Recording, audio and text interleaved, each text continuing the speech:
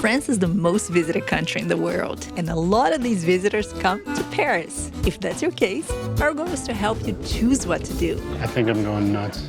Literally. The history here goes back 2,000 years with 4 main moments: ancient, medieval, Napoleonic, and modern. In this series, you're gonna see a little bit of each, starting with the first 2 in this video. So whether you're coming for the Olympics or want to discover this fascinating city for years to come, join us. We're gonna show you some of the best areas here and how to enjoy them. Let's not put this in the video, otherwise everyone will know.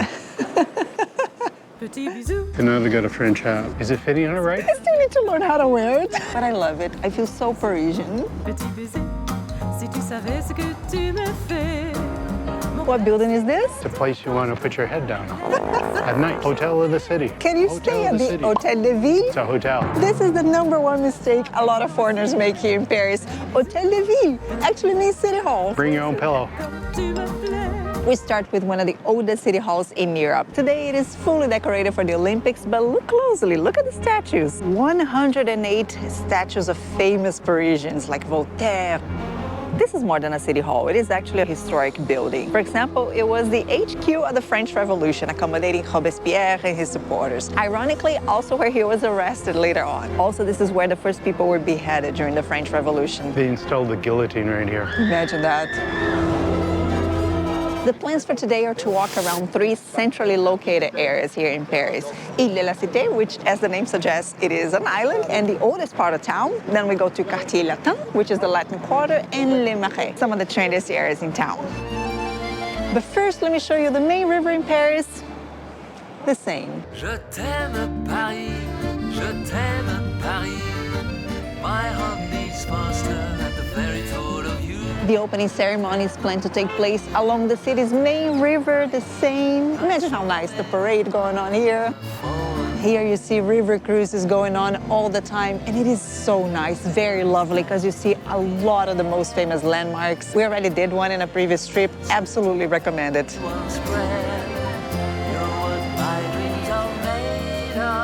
Along the river you see green structures all over. You know what these are? They're green boxes. These are the bouquinistes. The what? Bouquinistes, how they call it in French. Traditional bookshops. They've been here for centuries. Oh, Jules Verne. Yes. They tried to get them removed for the opening ceremony, but didn't quite work. Can't move someone's business. They've been here longer than the Olympics. Yeah, and they're all over, you know, and it's not just these that we see here. They've been here since the 16th century. Yeah. Crazy, huh? The Seine is known as the only river in the world that runs between 2 bookshelves. Pont Neuf. Despite the name, which means new, this is actually the oldest stone bridge in Paris. It's been here since the Middle Ages. The word new is just to distinguish from the older bridges that existed at the time, but they were lined up with houses and other structures on the sides. This is the first bridge with an unobstructed view. What did they see? They could see what was around. The Eiffel Tower. It didn't exist back then. Someone imagined it.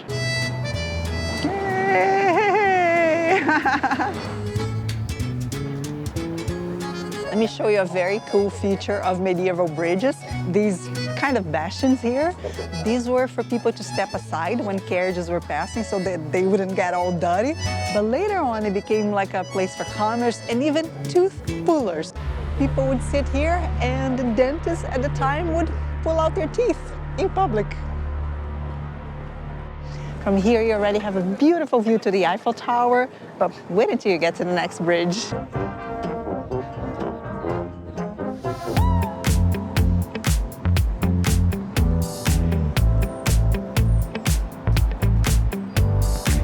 Guess what's this?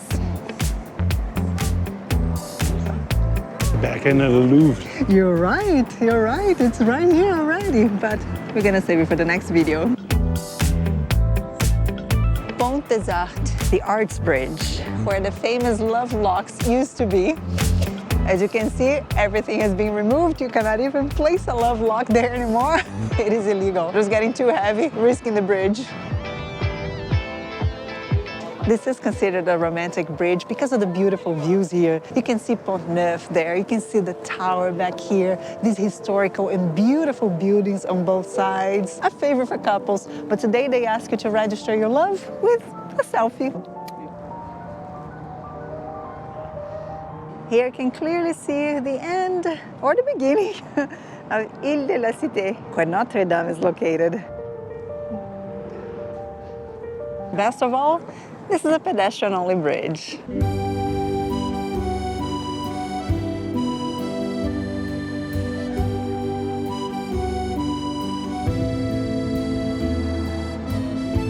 We're now crossing over to Ile de la Cité, the oldest part of town and where Paris was founded in the 3rd century BC. Most importantly, where you find the Notre Dame Cathedral.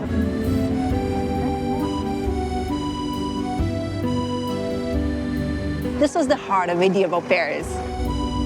This church got even more famous with the novel Dracula. You're so you, by Victor Hugo, or better, Hugo, as they say here. Frankenstein. Godzilla. The Hunchback of Notre Dame. Okay. It's a classic of French literature. You may remember the news 5 years ago that a massive fire destroyed a historic church here in Paris. It was this one. Flames brought down the spire and much of the roof at Notre Dame Cathedral. Renovations are going on. It should be done by the end of the year, but unfortunately not in time for the Olympics. Despite the fire, not everything was destroyed. The iconic front survived, and also the church's relics, like the crown of thorns that Jesus is said to have worn, and also a little piece of the wooden cross on which he died. They put some information here in front showing the reconstruction, what's going on before and after the fire, with and without the spire. Now, this is not the first time that the church had to be rebuilt. During the French Revolution, it was totally vandalized. You see all those statues up there? They were all beheaded. And it's interesting with the stands here. It's like everyone is watching the reconstruction.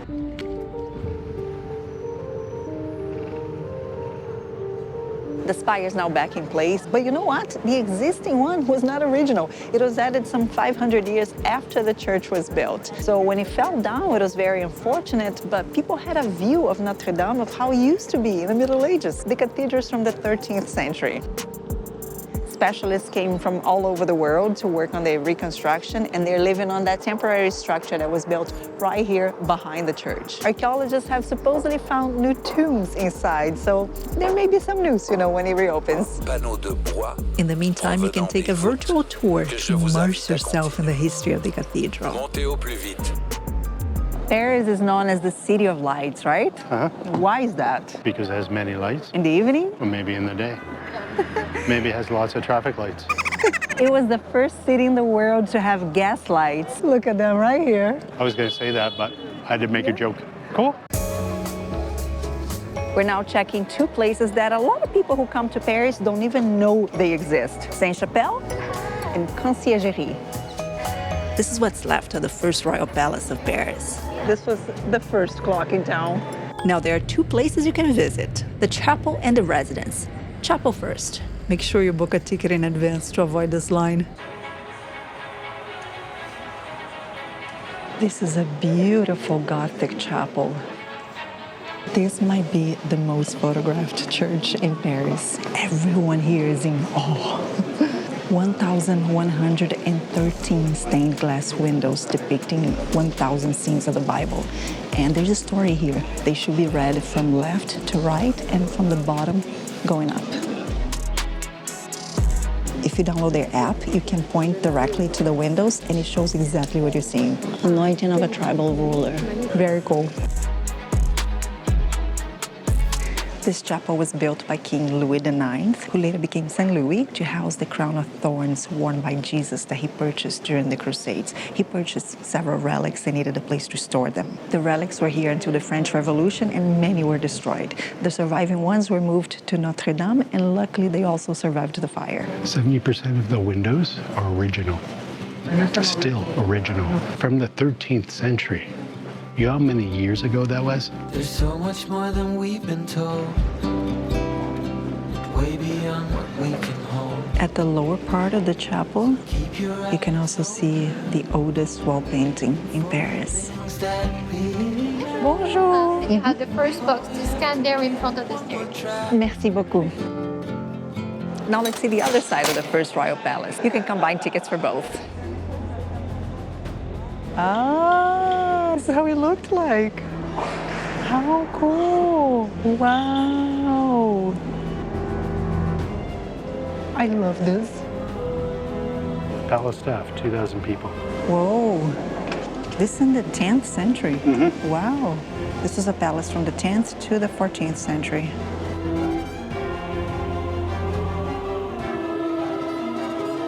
After being a palace, this place became a prison. That was in the 14th century. If you could afford, you'd get a bed, maybe an individual cell, but if you had no money, you'd get the worst treatment.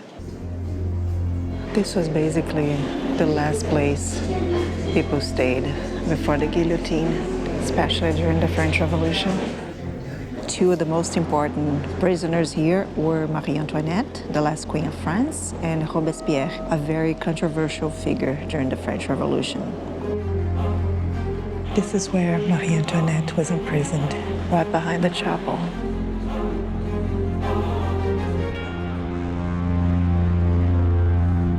The Conciergerie was a royal palace and the seat of government. In this lower part here is what's left from the Middle Ages. There's not much, so that's why you need the virtual reality to see around. When you go up there, you see what happened after the 14th century. The building was totally transformed. Merci. So cool. The tablet is totally free.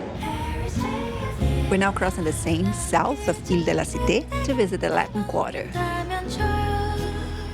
Here's one of the most famous bookstores in Paris. Why there's always a line and people around? Apart from being historical, they have literally offered a bed to young writers. You can go inside, check it out, it's free. You just cannot take pictures. Let's go through the narrow street in Paris.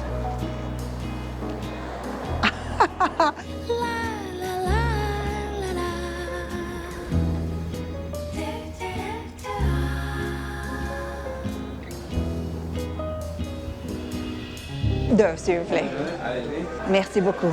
Such a charming restaurant, right? I'd love to sit outside, but it's a little cold at the moment. Here in France, you can always ask for a carafe d'eau, just drinking water, not mineral, and it is free. It's not embarrassing. A lot of people do it here, especially for lunch. Merci beaucoup. Wow. How interesting. I got this beef, and it has an egg on top. Oh. And you, Gordon, what did you get? Fish and chips. Wrong country, no? No. I feel like fish. Good. Good.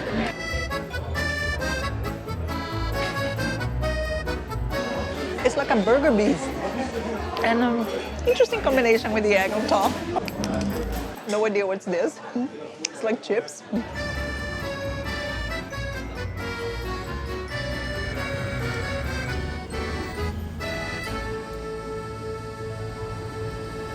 I heard two versions why this neighborhood is called the Latin Quarter. Does it have to do with the Latinos, Latinas? They didn't exist. You're right. Numero deux. No, this is already zero. You know, the two versions are coming out. Oh, okay. So one could be the Latin origins of the city. Could be. After the foundation, the Romans came here and so on. And another, because of this building, What do you mean? Sorbonne. Pourquoi? The university has been here since the Middle Ages. And at that time, what was the language of the intellectuals, the church? You know me, I can't give a straight answer, so I'm going to say Roman. It was Latin. With all the students in and out here, Latin would be heard everywhere in this neighborhood. So, quartier latin. Sorbonne was established in the 13th century. When was your university established? 1920s, diferente, muito. Mine is from the 1700s. Yeah?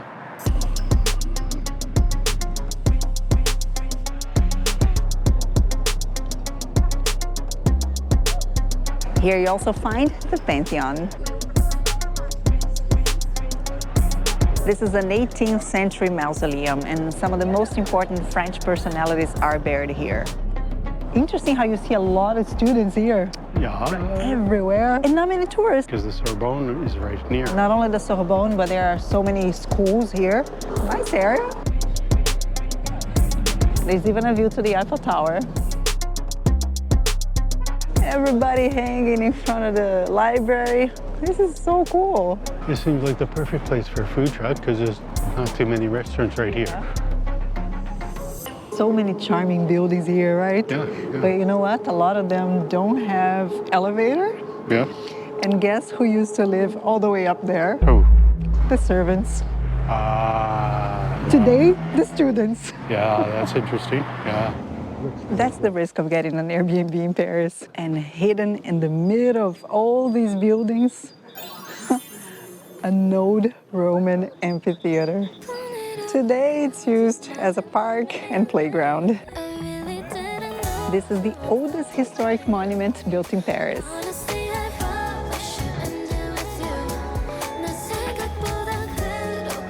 Welcome now to another island, Ile Saint-Louis. Very nice residential neighborhood.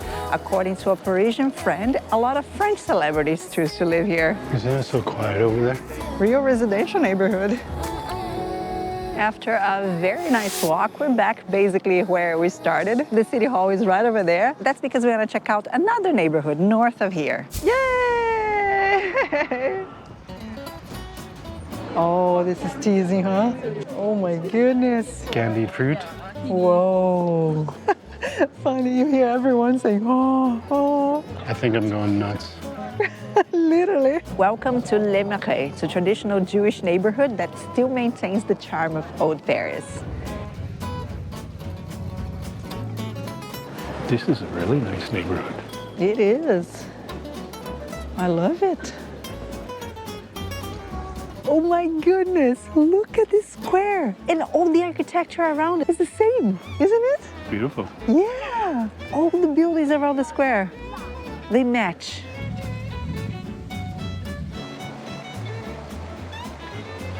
I'd move here. Let's not put this in the video, otherwise everyone will know. This is a place to be. Is it? Yeah, look at this.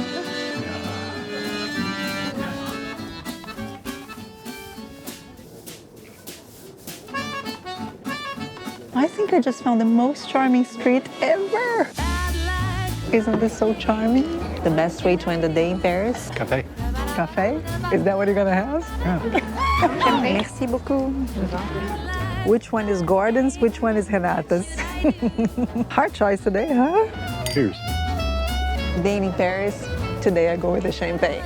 Do you like your champagne? the best I've ever had.